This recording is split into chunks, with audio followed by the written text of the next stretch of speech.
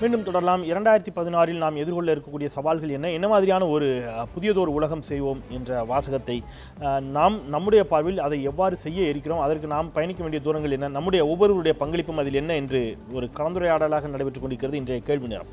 தீபக் அவர் ஒரு விதமான அச்சமான பார்வையோடைய 2016 பார்க்குறாரு. ஏன்னா 2015 இப்படி தான் இருந்துச்சு, அதனுடைய நீட்சியாகத்தான் இருக்கும். பெரிய சமூக மாற்றங்களை உடனடியாக எதிர்பார்ப்பது என்பது அதுக்கு நம்ம நிறைய சவால்களை சந்திக்க வேண்டியிருக்கும் அப்படிங்கிறாரு. அப்படி ஒரு அச்சத்தோடு தான் நம்ம 2016 அடியெடுத்து வைக்கணுமா? இல்லை, கொஞ்சம் அந்த அச்சம் இருக்க தான் சார் செய்யுது. அதில் வந்து நம்ம கம்ப்ளீட்டாக வந்து அந்த அச்சம் இல்லைன்னு நம்ம சொல்லிட முடியும். ஏன்னா இப்போ மணிகண்டன் ஐயா வந்து மதுரையிலேருந்து பேசும்பொழுது சயின்டிஃபிக் டெம்பர் நமக்கு உருவாகணும் அப்படின்னு சொல்கிறாங்க. ஆனால் இப்போ இங்கே சயின்டிஃபிக் டெம்பர் அறிவியல் சார்ந்த பார்வை அப்படிங்கிறது வந்து நமக்கு அது நியாயம்னே தெரிஞ்சால் கூட அரசியல் காரணங்களுக்காக அந்த நியாயத்தை மனசுக்குள்ளே போட்டு புதைச்சிட்டு நம்ம கட்சி சார்ந்து சில விஷயங்களையும் இது சார்ந்து ஒரு விஷயங்களையும் அது தவறுன்னு தெரிஞ்சால் கூட தூக்கி பிடிக்கக்கூடிய ஒரு மனோபாவம் வந்து நம்ம தொடர்ச்சியாக நம்ம பார்த்துட்டு தான் இருக்கிறோம். இப்போ அந்த மாதிரி இருக்கும் பொழுது நியாயமான விஷயங்களுக்கு கூட நம்ம செலுத்த வேண்டிய அந்த அக்கறையை காட்டாமல் போகிறதுக்கான வாய்ப்புகள் போலரைசேஷன் சொல்கிறோம் இல்லையா, அது நமக்கு தொடர்ச்சியாக இருந்துட்டு தான் இருக்குது. இப்போ இதில் வந்து எனக்கு ரொம்ப வருத்தம் என்னன்னு கேட்டிங்கன்னா, ஒருத்தர் நாங்கள் எங்களுடைய பார்வையிலேருந்து நாங்கள் சொல்ல வேண்டியது வந்து, இப்போ எங்களுக்கு வந்து கோயிலுக்குள்ளே விடக்கூடாது. இப்போ இந்த இன்னைக்கு வந்திருக்கிற நடைமுறையிலேருந்து வருது பார்த்தீங்கன்னா ஆடை கட்டுப்பாடு, அந்த ஆடை கட்டுப்பாடு. இப்போ நாங்கள் பார்க்குறோம், இப்போ நாங்கள் என்ன ஆடை கட்டிட்டு போக முடியும்? நான் வேஷ்டி கட்டிட்டு போனால் கீழே என் கம்பு வச்சு நான் நடந்து போகும்போது தடுக்கி விழுந்துருமே. இது குறித்த பார்வை அங்கே என்ன இருக்குது? இப்போ எங்களை வந்து காலிபர்னு ஒன்று போடுறோம், நாங்கள் மாட்டுத்தோலாலான சில ஸ்டாப்லாம் போட்டு போகிறோம். இப்போ உயர்நீதிமன்றம் என்ன சொல்லியிருக்குன்னா, அந்த கேலிப்பர் நாங்கள் போடுறோம் இல்லையா, அதை போட்டுக்கிட்டு கொடிக்கம்பம் வரைக்கும் தான் போக முடியும். கொடிக்கம்பத்துக்கு அப்புறமா ஒரு புனிதப்படுத்தப்பட்ட ஒரு வீல் சேர் அங்கே இருக்குமா, அந்த வீல் சேரில் தான் கர்ப்பகிரகம் வரைக்கும் போயிட்டு வரும். அந்த வீல் சேரு கொடிக்கம்பத்தை தாண்டாது. ஏன் இது தாண்டாதான்? அது அப்படி தான் அந்த ஆர்டரில் இருக்குது. நாங்கள் வந்து மெயின் மகா துவாரம்னு சொல்கிறாங்க அந்த ஆர்டர்லையே. மெயின் என்ட்ரன்ஸ்லேருந்து கொடிக்கம்பம் வரைக்கும் வித் கேலிப்பர், நாங்கள் கேலிப்பர் இந்த காலுக்கு பூட்ஸ் போட்டிருக்கிறதோட வீல் சேரில் போகலாம், போடாமையும் வீல் சேரில் போகலாம். ஆனால் அங்கே போனதுக்கப்புறம் எங்கள் கேலிப்பர்னு இருக்கு சொல்கிறோம் இல்லையா, அதெல்லாம் அதாவது அசிஸ்டிவ் டிவைசஸ், உபகரணங்கள், உதவி உபகரணங்கள், அதெல்லாம் நாங்கள் கலத்தி கொடுத்துடணுமா. அதை வந்து அவங்க ஒரு ரேக்கில் வைப்பாங்களாம். இப்போ திருப்பி இந்த அறநிலையத்துறை அதை கொஞ்சம் மேம்பாடு பண்ணி என்ன பண்ணியிருக்காங்கன்னா, காலிப்போரோடையே உள்ளே போகிறதுக்காக எல்லாத்தையும் வித்தியாசமான பல ரகங்களில் சாக்ஸ் தயார் பண்ணி வைக்கணுமா. இப்போ இதெல்லாம் போட்டுட்டு நாங்கள் இது என்ன சயின்டிஃபிக் டெம்பர்? நாங்கள் வந்து ஒரு மனசுக்கு வந்து வருத்தமாக இருக்குதே, கொஞ்சம் நேரம் ஆறுதல் கிடைக்கிறதுக்கான வழிபாட்டுக்கு போகும். இப்போ இதை வந்து நீதி அரசர்களே பார்க்கலன்னா, கான்ஸ்டியூஷன்லேயே நம்மளோட one of the application scientific temper. நம்ம வந்து அறிவியல் பூர்வமான பார்வையை வளர்க்குறது தான் ஸ்டேட்டை வந்து செய்யணும்னு சொல்லியிருக்கோம். அப்போ இது நீதிமன்றங்களே எங்களுடைய லெவல்லேருந்து பார்க்கலன்னா இது என்ன சயின்டிஃபிக்? அப்போ இந்த மாதிரியான பிரச்சனைகளுக்கு எங்களுக்கான என்கேஜ்மெண்ட் மக்களோடு சேர்ந்து, இப்போ ஐயா பேசும்போது சொன்னாங்க, மக்களோடு பயணிக்க வேண்டிய விஷயம் வரலன்னா இது ரொம்ப அதில் பெருமாள் மணி ஏதோ மாற்று கருத்து முன்வைக்கிற முயற்சிக்கிறார். சொல்லுங்க மணி.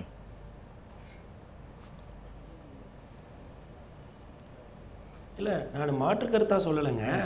அதாவது அவர் சொல்லுகிற கருத்தில் வந்து ரொம்ப முக்கியமான ஒரு விஷயம் என்னன்னா, இந்த இந்து மதத்தினுடைய அல்லது இந்து மதம் என்று சொல்லக்கூடிய இந்த சனாதன தர்மத்தில் எங்கேயுமே வந்து இது போன்ற ஒரு கடுமையான சட்டத்திட்டங்களோ கடுமையான விதிகளோ அல்லது எந்த ஒரு ஹோலி புக்கோ ரூல் புக்கோ இந்து மதத்திற்கு என கிடையாதுங்க.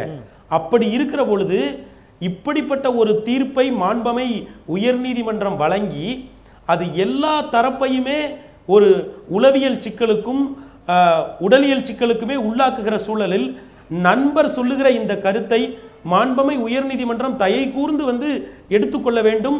இந்த அறநிலையத்துறை பிறகு ஆலயங்கள் சம்பந்தப்பட்டவர்கள் கண்டிப்பாக கவனிக்க வேண்டும் என நான் கேட்டுக்கொள்கிறேன். ஏன்னா நான் இந்து மதம் சார்ந்த விஷயங்களை ஓரளவுக்கு ஆழ கற்றவன் என்கிற விதத்தில் நான் ஒரு விதத்தை முன்வைக்கிறேன். நமக்கு எந்த விதிமுறைகளுமே இல்லாமல் நான் எப்படி என் இறைவனை வழிபட விரும்புகிறேனோ அப்படியே வழிபடுவதற்காக காடுடைய சுடலை பொடி பூசி என் உள்ளம் கவர் கல்வன் என்று சொல்லக்கூடிய இறைவனை வழிபடுவதற்கு இப்படியாப்பட்ட விதிமுறைகளை கொண்டு வருகிற பொழுது அது இந்த சமூகத்தில் எவ்வளவு ஆழமான பாதிப்புகளை உண்டாக்குகிறது என்பதை அறிஞர் கூட்டம் சற்றே உணர்ந்து பார்க்க வேண்டும் என கேட்டுக்கொள்கிறேன். நான் வரேன் மீண்டும் உங்களிடம் வருகிறேன். அந்த இடத்துல இருந்து நிச்சயமா உங்களுடைய கருத்தோட உடன்பட்ட கருத்தை தான் அவரும் பதிவு செய்கிறார். மலாய்க்கா, இந்த மாதிரியான வழிபாட்டு தலங்களை பற்றி பேசுறதுனால நான் சொல்கிறேன், நாட் ஒன்லி கோயில்ஸ், சர்ச்சஸாக இருக்கலாம், மாஸ்காக இருக்கலாம், வழிபாட்டு தலங்களில் உங்களுடைய மதம் சார்ந்த வழிபாடுகளில் நீங்கள் ஏதேனும் உங்களுக்கான ரெஸ்ட்ரிக்ஷன்ஸ் இருக்குதா? இப்போ அவர் சொன்னனால இயல்பாக அந்த கேள்வி வருது, அதை எப்படி எதிர்கொள்கிறீங்க? ஆக்சுவலி வந்து திருநெல்வேலியை பொறுத்த வரைக்கும் நாங்கள் வந்து ஜாதி மதம் இதை வந்து பார்க்கவே மாட்டோம்.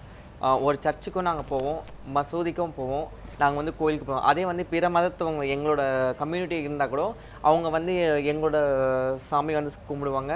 ஸோ எங்களுக்கு வந்து அது எல்லாமே ஈக்குவல். இதில் இன்னொன்று முக்கியமான விஷயம் இப்போ நான் என்ன சொல்ல வேணும்னா, இப்போ இந்த மழை பேஞ்சு இவ்வளோ சென்னையே வந்து ஆட்டி படைச்சிருச்சு. இப்போ இந்த சமயத்தில் வந்து மனித நேயம் வந்து குறையாமல் இன்றைக்கி வந்து ப்ரூவ் ஆகிருக்கு சென்னையில். இனி உலகமே வந்து பார்த்துருக்கு. ஏன்னா வந்து மிலிட்ரி வந்தது, நேவி ஃபோர்ஸ் வந்தது, போலீஸ் வந்தாங்க, அதெல்லாம் வந்து பின்னாடி தான் வந்தாங்க. ஃபஸ்ட்டு காமன் மேனை நம்மளோட மனித தர்மத்தை மீறாமல் உடனே அவன் முஸ்லீமாக இருக்கட்டும், கிறிஸ்டினாக இருக்கட்டும், மசூதியில் வந்து இந்து மக்கள் தங்க வச்சுருக்காங்க. கோயிலில் வந்து முஸ்லீம்ஸ் வந்து க்ளீன் பண்ணி அவங்களுக்கு என்ன தேவையோ அதை அடிப்படை ஃபார்மை அதை வந்து ப்ரொசீட் பண்ணியிருக்காங்க. ஸோ இதெல்லாம் பார்க்குறச்ச வந்து நம்மளுக்குள்ளே இருக்குது. ஆனால் வந்து ஏதோ ஒரு ஈகோயிஸ்ட் வந்து அது வந்து தடுத்து இருக்கு. இப்போ இந்த இடத்துல இப்போ நீங்கள் வேலைவாய்ப்பு கல்வி அது ரொம்ப முக்கியமான 2 விஷயமா நான் பார்க்குறேன். அவர் வழிபாட்டுகளை பற்றி சொன்னார், ஆன்மீகத்தை தாண்டி. அதை தாண்டி வேலைவாய்ப்பும் கல்வியும் அப்படிங்கிற பட்சத்தில் வேலைவாய்ப்பை பற்றி லேசாக கோட் பண்ணார்.